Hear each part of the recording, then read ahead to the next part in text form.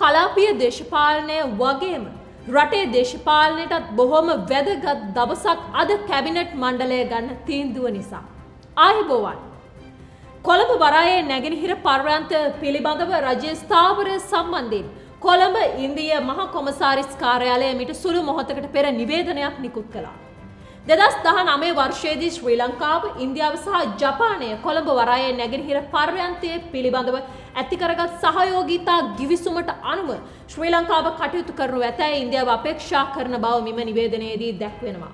මේ පිළිබඳව ශ්‍රී ලංකාවේ කැපවීම අවස්ථා ගණනාවකදීම රටේ නායකත්වයත් ඇතුළුව දැනුම් දී තිබෙන බව සඳහන් කරන අතරම ශ්‍රී ලංකාවේ ඇමති මණ්ඩලය මීට මාස 3කට පෙර විදේශීය ආයෝජකයින් සමග මේ ක්‍රියාවට නැංවීමට තීරණය කර තිබූ අතර සියලු පාර්ශ්ව දැනට එළබැති එකඟතා අනුව කටයුතු කරනු ඇතැයි ඉන්දියාව බලාපොරොත්තු වෙන බව මෙම නිවේදනයේ වැඩිදුරටත් සඳහන් වෙනවා. මේ කතාව එක පැත්තකින් ඉන්දියාව කියන්නේ අපිට අනිවාර්යෙන්ම මේ කොළඹ නැගෙනහිර පර්යන්තය ඕනි. සහ අපි මේ බටහිර පර්යන්තය පිළිබඳව වැඩි ඉන්ට්‍රස්ට් එකක් නැහැ වගේ කතාවක්. කොහොම වුණත් වැඩේ ක්ලයිමැක්ස් එකට ඇවිල්ලා තියෙන. ඉතින් ලංකාවේ ඉදිරි දින කීපය දේශපාලනිකව බොහෝම තීරණාත්මක බව නම් නොඅනුමානයි. අද සවස් 5ට කැබිනට් මණ්ඩලය රැස්වීමට නියමිතයි. එහිදී බොහෝ විට කොළඹ නැගෙනහිර පර්යන්තය පිළිබඳව තීන්දුවක් ගනිවි. කෙසේ වෙතත් බටහිර පර්යන්තය ඉන්දියාවට දෙන්න වුණොත් ඒ ගැන 69 ලක්ෂයක් වන ඔබට කතා කිරීමට අයිතියක් නැහැ කියලා විමල් වීරවංශ මහතා අද මාධ්‍යයට ප්‍රකාශ කළා. මොකද ඒකට 69 ලක්ෂයක මැන්ඩේට් එක තියෙනවා කියලා ඔහු කියනවා. සමහර විට මේ විමල් මහත්මයා කියනවා ඇත්තේ බටහිර පර්යන්තේ ජාතික සම්පතක් නෙවෙයි කියලා වෙන්න ඕනි. සල්ලි නැත්තම් ජටිය කොටස් වෙළඳපොලේ දාලා දේශප්‍රේමීන්ගෙන් සල්ලි එකතු කරලා දෙන්නම්. උදය ගම්මන්පිල. කොළඹ වරායේ නැගෙනහිර පර්යන්තයේ විදේශීය ආයෝජකයන්ට ලබා දිය යුතුයි කියලා මේ අය ප්‍රධාන තර්ක දෙකක් ගෙනාවා. ඒ ඉන්දියාවටම දෙන්න ඕනි කියලා එකක් තමයි අපිට මේක හදාගන්න සල්ලි නෑ කියන එක. මීටර් 1320ක් දිගින් මීටර් 420ක් අපි හදාගත්තේ සමස්තය හැදීමේ ඉලක්කය ඇතුව. නමුත් පහුගිය ආණ්ඩුව මේක නතර කළේ නැත්නම් මේ වන විටත් වරාය අධිකාරියේ අරමුදල් වරින්ම මේ පර්යන්තය හදලා ඉවරයි. වරාය අධිකාරියට මුදලුත් නැත්නම් ණයක් දෙන්න බැංකුවකුත් නැත්නම් අපි ලෑස්ති ඒක කොටස් වෙළඳපළට ගෙනල්ලා මේ රටේ දේශප්‍රේමී ජනතාවගෙන් අවශ්‍ය අරමුදල් ටික එකතු කරගන්න කියලා උදේ ගම්මන්පිල මහත්මයා කියනවා.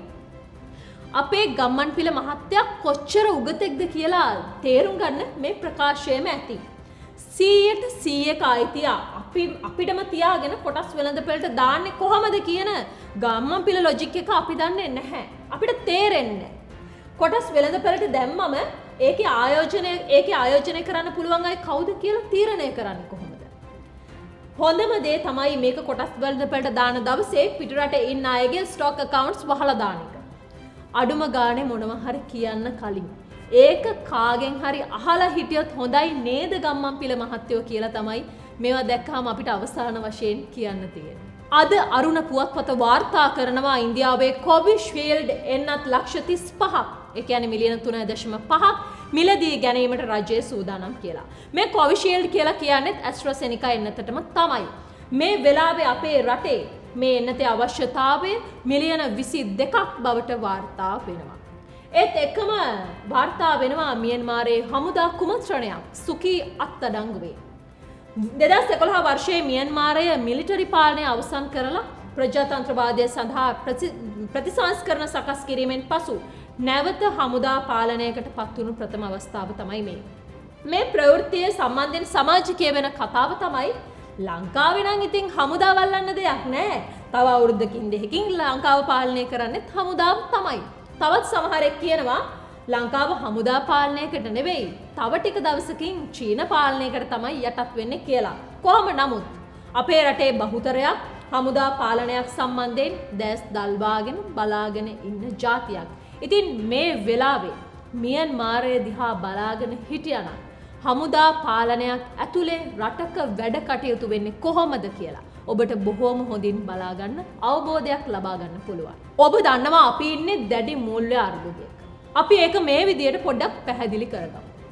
මේ වසරේදී ලංකාවේ වියදම ඩොලර් බිලියන 25.8ක් විතර වෙනවා. ඒ ආනයන සඳහා බිලියන 19කුත් ණයභාරිත සඳහා බිලියන 6.8කුත් වශයෙන්. එතකොට ආනයන සීමා කරන්න කලින් අපිට ඒ වෙනුවෙන් ඩොලර් බිලියන 24ක් පමණ යනවා. ආනයන සීමා කිරීමෙන් පස්සේ අපිට ඉතුරු කරගන්න පුළුවන් වෙලා තියෙන්නේ බිලියන 3ත් 5ත් අතර ගණනක් පමණයි. අපිට ලැබෙන ආදායම සාමාන්‍යයෙන් බිලියන 10ක් වෙනවා. නමුත් මීට පෙර මේක බිලියන 15ක් පමණ වුණා. අපිට ටුවරිසම් වලින් බිලියන 5ක් ලැබුණා. නමුත් කොරෝනා නිසා එය බිලියන 0.5කට පමණ අඩු වෙලා තියෙනවා. අනිත් දේ තමයි විදෙස් මුදල් ප්‍රේෂණ වලින් සාමාන්‍යයෙන් අපිට ඩොලර් බිලියන 7.2ක් ලැබුණත් මේ අවුරුද්දේ එය ඩොලර් බිලියන 6.7ට අඩු වෙලා තියෙනවා. අපේ රටේ සම්පූර්ණ ආදායම ඩොලර් බිලියන 17.2ක් පමණ වෙනවා. ඩොලර් බිලියන 8ක හිඟයක් අපිට මේ වසර අවසානයේදී ගෙවන්න තියෙනවා. ඉතින් ඒ අතර අපි මතක තබා ගත යුතු කාරණයක් තමයි ඩොලරයට සාපේක්ෂව රුපියල අව ප්‍රමාණය වන හැම රුපියලකටම අපි රුපියල් බිලියන 70ක් ණය ප්‍රමාණය වැඩි කර ගන්නවා. පොලි අනුපාතය 100%කින් වෙනස් වෙනකොට තවත් බිලියන 45ක් රජයට පාඩු විඳින්න සිද්ධ වෙනවා. අපි මේ වෙනකොට හිතා ගන්න අමාරු ණය කාල පරිච්ඡේදයක් ගෙවමින් ඉන්නේ. ඉතින් පැමිණෙමින් තිබෙන කාලය ආර්ථික දේශපාලන මේ හැම පැත්තකින්ම අපි මිරිකෙන කාලයක් වේවි. ඒත් එක්කම අපිට ආරංචි වෙනවා ගෑස් මිලත් රුපියල් 1900 දක්වා වැඩි කරන්න කියලා. අදාළ සමාගම් විසින් රජයෙන් ඉල්ලීම් කරලා තියෙනවා කියලා. දේශපාලන ඉතිහාසයේ දන්න අය දන්නවා සිරිමාවෝ බණ්ඩාරනායක මැතිණියගේ ප්‍රජා අයිතිය ජේ.ආර්. ජයවර්ධන විසින් අහිමි කරපු බව. ඒ මැතිණියගේ කාලේ දේශපාලන පලිගැනීම් සිදු කළා කියලා. මේ ජේ.ආර්. පාවිච්චි කරපු නීතිය වර්තමානයේදී ජනාධිපතිතුමා පාවිච්චි කරන්න යනවා කියලා දේශපාලන ලෝකයේ එහෙම් මෙහෙම් ඇහෙනවා. ඒ තමයි දේශපාලන පලිගැනීම් පිළිබඳ කොමිසමේ වාර්තාව මත විශේෂ ජනාධිපති පරීක්ෂණ කමිෂන් සභාවක් පත් කිරීමට ජනාධිපතිවරයා මේ වෙනකොට ගැසට් නිවේදනයක් නිකුත් කරලා තියෙනවා. ජේ.ආර්. ජයවර්ධන මේ පාවිච්චි කරන්නේ 1978 අංක 4 සහ 7 දරන ජනාධිපති පරීක්ෂණ කොමිසම් සභා ජාතික රාජ්‍ය සභා පනත් වලින්.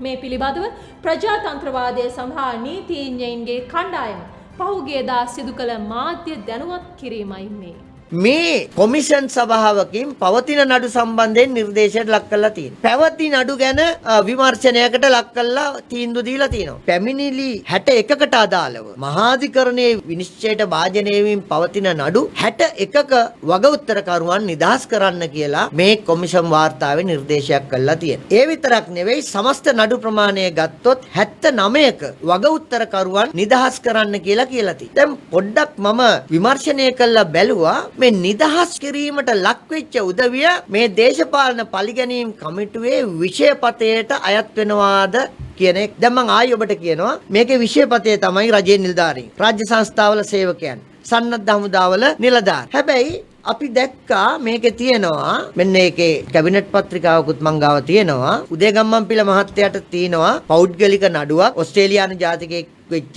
තමන්ගේ පෞද්ගලිකව ඇති කරගත්තු ගනුදෙනුවකට අදාළ සිද්ධියක්. ඒක මහේස්ත්‍රාත් උසාවියේ තියෙනවා, මහාධිකරණයේ තියෙනවා. මේ කොමිසමේ නිර්දේශයක් කරනවා මහේස්ත්‍රාත් උසාවියේ මහාධිකරණයේ තියෙන සියලු චෝදනා වලින් නිදොස් කොට මුදා හරින්න කියලා. අපි අහනවා උදේගම්මන්පිල මහත්තයා රජයේ නිලධාරියෙක්ද?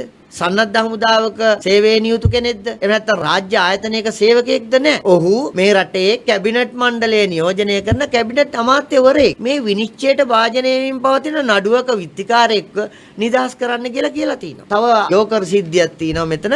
මහින්ද කහඳගමගේ කියලා කෙනෙක් ඔබට මතක ඇති. ශිරානි බණ්ඩාරනායක මහත්මියගේ කාලේ එතුමිය ධූරයෙන් පහ කරන වෙලාවේ එතුමියට දොට්ට වහින්න බැරි වෙන්න ගේට්ටුව මුර කරන් හිටපු කෙනා ත්‍රිරෝද රථ රියදුරන් සමග ඇවිල්ලා. ඔහුගේ නඩුවත් ඔහුව නිදහස්. අපි අහනවා මහින්ද කහඳගමගේ නාගරික මන්ත්‍රී කොළඹ. එතකොට මහින්ද කහඳගමගේ අද ඔහුව චෝදනා වලින් නිදහස් කළා. හැබැයි මේ විෂයපතේට වැටෙන්නේ නැහැ. ඔහු රාජ්‍ය නිලධාරියෙක් නෙවෙයි. ඔහු හමුදා සේවකයෙක් නෙවෙයි. රාජ්‍ය සංස්ථාවක සේවයේ නියුතු කෙනෙක් නෙවෙයි. ඒ වගේ පිල්ලයන් දේශපාලඥයාට අදාළව ඔහු සියලු චෝදනා වලින් මුදා හැරලා තිනවා. ඒ විතරක් නෙවෙයි බැසිල් රෝහණ රාජපක්ෂ. කොහේ රාජ්‍ය සංස්ථාවකද?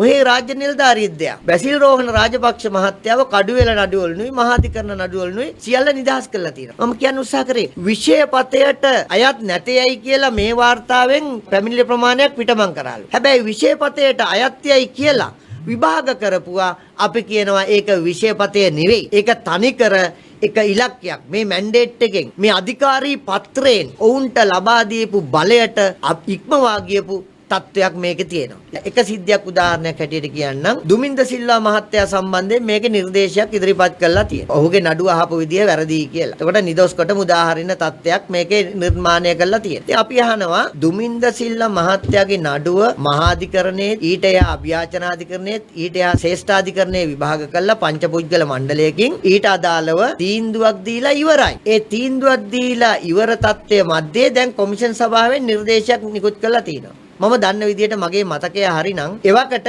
මේ කොමිෂන් එකේ සභාපති උපාලි අබේරත්න මහත්තයත් ඒ වෙලාවේ දුමින්ද සිල්වා මහත්තයාගේ නඩුව අහන වෙලාවේ විනිශ්චයකාරවරයෙක් වෙලා හිටියා. ඒ බෙන්ච් එකේ නෙවෙයි ශ්‍රේෂ්ඨාධිකරණයේ විනිශ්චයකාරවරයෙක්. ඒ වගේම තමයි මම දන්න විදිහට ඊයේ පෙරේදා කොමිෂමේ නිර්දේශය අනුව ඔවුන් දඬුවම් නියම කිරීම සඳහා එහෙම නැත්නම් තවත් මේ ගැන කරුණු කාරණා විමර්ශනය කළා පාර්ලිමේන්තුවට පත් කරන්න කොමිෂන් සභාවක් දැන් ගැසට් කරලා තියෙනවා. ඒ ගැසට් කරපු කොමිෂන් සභාවේ සභාපතිවරයා වෙන්නේ දැනට ශ්‍රේෂ්ඨාධිකරණයේ විනිසුරුකු ලෙස කටයුතු කරන ප්‍රියන්ත ජයවර්ධන මැතිතුමා. මම දන්න විදිහට මගේ මතකය හරිනම් ප්‍රියන්ත ජයවර්ධන මැතිතුමා ඔය කියන දුමින්ද සිල්වා මහත්තයාගේ නඩුවේ එක විනිශ්චයකාරවරයෙක් විදිහට හිටියායයි කියලා මගේ මතකයේ තියෙනවා. එතකොට දැන් එතුමාව පත් කරලා තිනවා මේ ගැසට් පත්‍රයෙන් මේ කොමිෂන් සභාවේ නිර්දේශ ක්‍රියාත්මක කිරීමේ අර්ථයෙන් පාර්ලිමේන්තුවට කරුණු වාර්තා කරන්නය කියලා. එතකොට පාර්ලිමේන්තුවට කරුණු වාර්තා කරන කොමිසමේ සභාපතිවරයා වෙන්නේ ප්‍රියන්ත ජයවර්ධන මහත්තයා.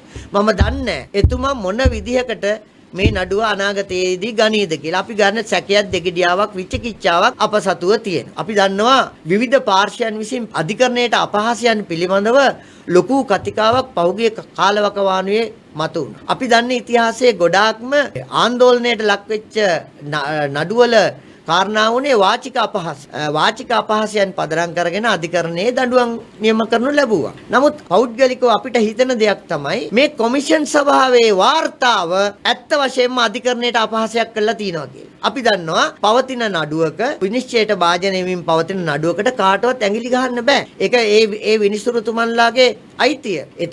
එතුමන්ලා දෙපැත්තට කරුණු සවන් දීලා ඒකට අදාළ විනිශ්චයක් ලබා දෙනු ඇත. හැබැයි පැත්තක ඉන්න කෙනෙක් කියනවා නෑ වහාම ওই නඩුව නතර කරන්න ඔහුව අපි නිර්දේශ කරනවායි කියලා ඔහු නිවැරදිකාරයෙක් කියලා. කොහොමද එහෙම කියන්නේ? කොහේ අධිකරණයක්ද?